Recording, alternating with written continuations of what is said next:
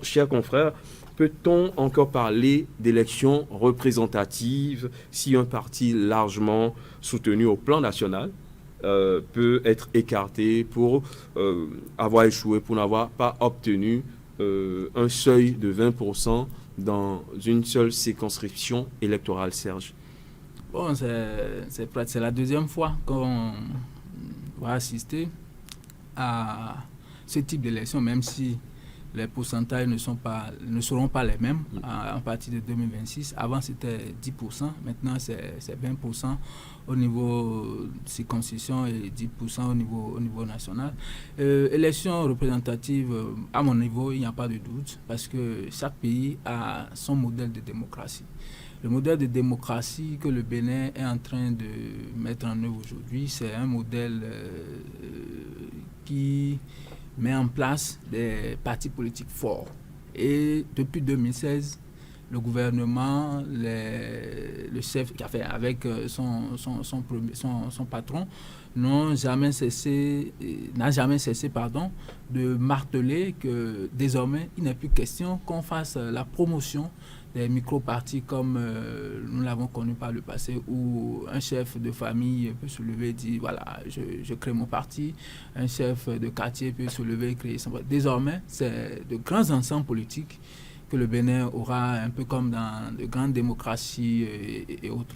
À partir de cet instant, moi je pense qu'on doit pouvoir se ranger dans cette dynamique prônée par celui qui gouverne, celui qui dirige le Bénin, et travailler à ce que tout ce qui est cadre légal puisse être mis en œuvre pour qu'on puisse aller à des élections. Parce que la paix aussi, ça passe par là.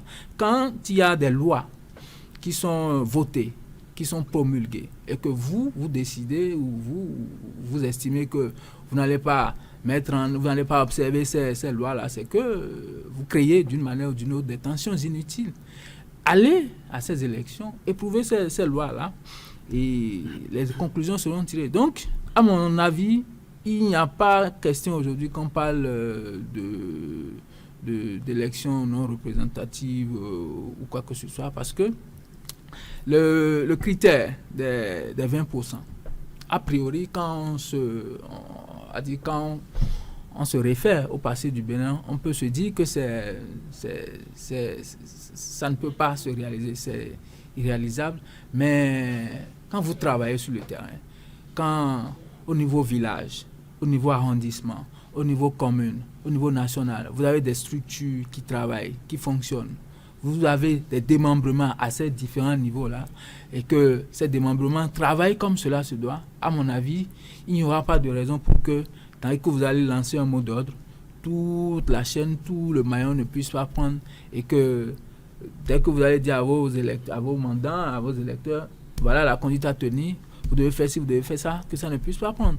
Mais quand vous ne faites rien de ça, et vous restez à Cotonou, et c'est vous qui organisez les conférences de presse, c'est vous qui utilisez les plateformes digitales, Facebook et autres pour critiquer, pendant que les autres sont sur le terrain, les autres sont en train d'installer leurs structures et autres, vous n'aurez que vos yeux pour pleurer plus tard. Donc aujourd'hui, ce dispositif de l'article 146 qui parle d'accord législatif pour les élections législatives, ça paraît, comme je le disais, irréalisable, mais dès que vous travaillez, moi je pense qu'on peut l'obtenir. On peut obtenir les 20% pour pouvoir participer au partage des sièges, mais la condition, c'est que il faut préalablement avoir les 10% au niveau national. Maintenant, avec les partis que nous avons, et je pense que cette question-là mérite d'être posée, avec les partis que nous avons, même si la volonté politique est là, est-ce que ces partis sont à même aujourd'hui d'obtenir 10% d'abord au plan national? Quand on se réfère aux dernières élections, combien de partis ont pu obtenir les 10% pour pouvoir participer au partage des sièges? C'est la grosse interrogation. Et je pense que les partis ont compris, quand je prends la FCBE, aujourd'hui, la FCBE est sur le terrain. Les leaders depuis Cotonou jusqu'au fond du pays sont sur le terrain, travaillent, installent les coordinations et autres pour pouvoir à tisser large. Je pense que les démocrates aussi l'ont compris et procèdent de la sorte. Et les autres partis de la mouvance, n'en parlons pas, ils sont constamment sur le terrain. L'UP, le Renouveau, le Bloc républicain, ainsi de suite. Alors, est-ce que votre analyse ne pose pas un paradoxe? Lequel? Vous dites que ce code électoral, notamment son article 146 qui est très critiqué, vise à promouvoir des partis politiques forts. Oui. Mais si on veut promouvoir des partis politiques forts, Oui. et que dans une élection avec cet accord législatif, il peut arriver un scénario où un parti recueillant plus de 60% des voix peut ne pas être représenté à l'Assemblée nationale, pendant que des partis qui obtiennent 10%, c'est-à-dire 10% au plan national, peuvent avoir des députés. Là, est-ce qu'il n'y a pas un paradoxe? Est-ce que là, cela fait vraiment la promotion des partis forts? Est-ce que cela ne défavorise pas finalement des partis forts au profit de partis faibles et riches? Oui, déjà, Emmanuel, je pense que au fond, déjà, a priori, quand on observe un peu la réforme, c'est une réforme salutaire. Parce que, vous savez, c'est comme un élu le disait il y a quelques jours, que j'ai suivi sur un plateau, on veut éviter d'avoir des partis politiques qui sont des partis de sac. D'autres vous diront on veut éviter des partis politiques de quartier, on veut éviter des partis politiques de grands-parents ou bien d'ancêtres, comme on a l'habitude de voir. Maintenant, revenant à votre question, je pense que quand on s'en tient à ce que la loi, notamment l'article 146 dit que oui, il faut avoir au moins 10% sur le plan national. Et quand on parle un peu de l'accord législatif, on peut être en mesure de le dire parce que désormais, il faut avoir 20% dans chaque circonscription électorale et c'est ça qui cause problème. Ça pose problème dans ce sens que je peux avoir, en tant que parti politique, au moins les 20% dans 23 circonscriptions électorales, mais quand je rate, j'ai 60% au plan national, je peux ne pas avoir de siège. Alors que dans le même temps, un parti qui a eu 10% au plan national et qui a pu obtenir, a fait 24 sur 24, dans les 24, on peut avoir des élus. Donc, a fait 24 sur 24 ou a fait accord législatif peut avoir déjà des élus, peut lever des sièges. Je pense que là, moi, la question que je me pose, c'est est-ce qu'on veut avoir des partis politiques forts juste pour la forme ou on veut avoir des partis politiques qui sont forts mais qui sont représentatifs, qui représentent véritablement la voix du peuple? Parce que quand on parle d'une élection législative, c'est la voix du peuple à l'Assemblée nationale. Ce n'est pas juste avoir des partis politiques pour avoir des partis politiques. Et je pense que c'est ce que Jean-Baptiste Elias expliquait en disant que est-ce qu'il s'agit aujourd'hui d'avoir des partis politiques qu'on estime forts mais qui ont tout fait, qui ont peut-être 60, qui ont peut-être 80% au plan national, mais qui déjà n'ont pas pu avoir des sièges, même des petits partis politiques, si je peux le dire ainsi, qui ont eu 10%, mais qui, à cause des accords, ont pu déjà lever des sièges. Je pense qu'aujourd'hui, c'est comme certains le disent, pour moi, selon moi, c'est comme si c'est une réforme qu'on a essayé de tailler un peu sur mesure en tenant compte de ces partis-là qui sont de la mouvance aujourd'hui. Quand je prends l'UP, le Renouveau et le BR, vous avez commencé à les voir il y a quelques jours, qui se sont vus au siège du parti Union progressiste, le Renouveau. On ne sait pas véritablement de quoi il s'agit. Est-ce que déjà, parce que la loi dit en amont, il faudra déjà déposer cet accord législative auprès de la Sénat pour informer de ce que oui, nous, en tant que parti, nous avons décidé de nous mettre ensemble. Donc, est-ce qu'aujourd'hui, quand on observe un peu, notamment en ce qui concerne les dernières élections où le parti FCV n'a pas pu obtenir ce qui était prévu, les 10%, quand on prend les autres partis politiques, aujourd'hui Renaissance nationale, quand on prend Moël Béné qui n'ont pas pu obtenir, est-ce qu'aujourd'hui, on est en train de vouloir, soi-même vouloir mettre de côté ces partis politiques-là? Est-ce qu'on a pu penser à ça? Parce que pour faire une réforme, il faut penser au contexte politique du pays. Il faut penser au contexte, c'est-à-dire les acteurs politiques, comment ça fonctionne, le système politique et tout. Et je pense que si ces aspects étaient mis en compte, on n'aurait pas forcément pu assister à ça. Bien vrai, c'est un code qui demande aux partis d'aller sur le terrain. Et déjà, mon confrère a commencé à le dire. Je me demande également, est-ce que mettre en place... Mais s'il faut aller sur le terrain, mouiller les maillots, batailler dur, mobiliser la base et obtenir plus de 60% des voix et à cause d'une seule circonscription électorale, ne pas avoir de représentants au Parlement pendant qu'un parti qui a obtenu moins de suffrages que moi au plan national obtient des députés à l'Assemblée nationale, quelque part, il y a quelque chose qui ne s'entend pas. Je ne te coupe pas. Il faut utiliser à fond tous les alinéas de l'article 146. L'alinéa ne parle pas que des partis politiques forts et tout ça, non.